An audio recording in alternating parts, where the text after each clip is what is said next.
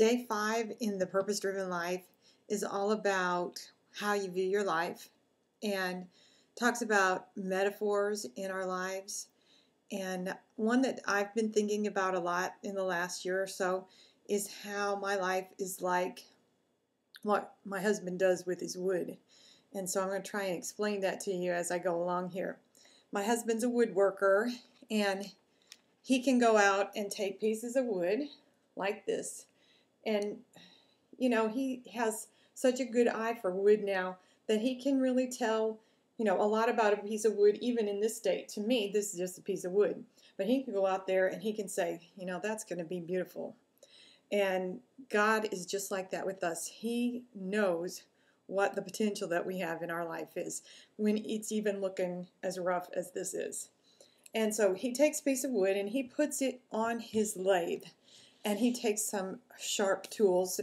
Actually, before he puts it on his lathe, he uses a chainsaw and cuts off the rough edges. And then he puts it on the lathe and he spins it, and he uses a sharp tool to knock off more of the rough edges.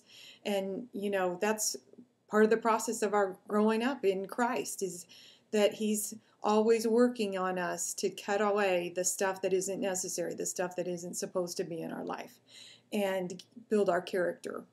And Phil will tell you that he likes to work with green wood.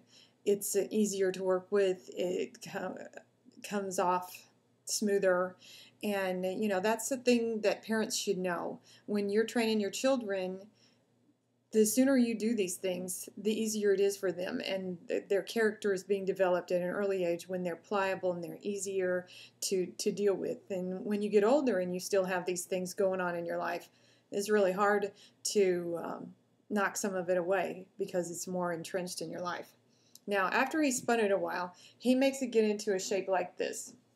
This shape is just kind of roughed out, he calls it, and it's got a lot of, you can see the beginning of what it's going to be, but it's not nearly there. And he gets it to this shape, and then he lets it sit for 6 months to a year to dry out. Because if he doesn't, the wood is going to be warped. I mean, it's going to be warped now, but you want it to warp before you put it into the finished form. And, that's like God works in our life sometimes through just having us wait. Sometimes we just have to sit, or we have to be in a circumstance for a long time in order for the warps to get out of us. And then after we've had a sufficient amount of time, which God knows exactly what it is, then he's ready for us to move on to the next stage.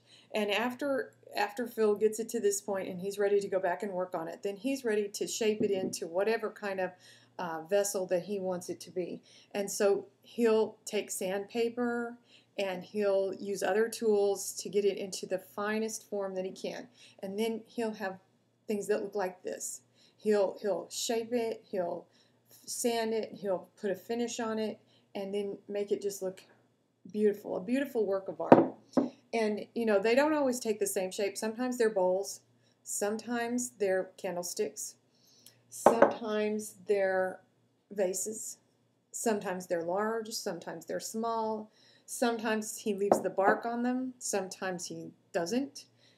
And it's all about his knowing what's going to work for that piece of wood, just like God knows what's going to work for us. And, another great thing is that sometimes even the worst things in our lives can be used. I mean, like this wood right here, he's taken a wood burning tool and he's burned holes in it all around here to create a design and into the center here. And sometimes those very bad things that we think are happening in our lives, just like burning hurts, or, we think of it as a bad thing, those things add to the design that God has in mind for us. And last but not least, I wanted to show you this one. This bowl, if you can see right here, has several little holes in it on different places here, and that's where a worm has gotten into the wood and eaten holes in it. And again, that's a thing that we probably think is a really bad thing for the wood. And we have things that are bad in our lives and we don't understand and we don't think they're good. And in the end, if we let them work their work, then they make beautiful things. And inside this bowl, you can see what the end product of this is. Inside here, you can see that there's some brilliant red color, and it's because that worm had bacteria on its body. And when it crawled all through that wood, it deposited that bacteria in there. And that bacteria did its work on that wood and made it beautiful shades of red. And that's just how God works in our lives. He does unusual things, things that we can't understand. But if we let Him work His work, it's going to do the end result of making us a beautiful vessel that's just the way He wanted us to be and used for just the purpose He has in mind.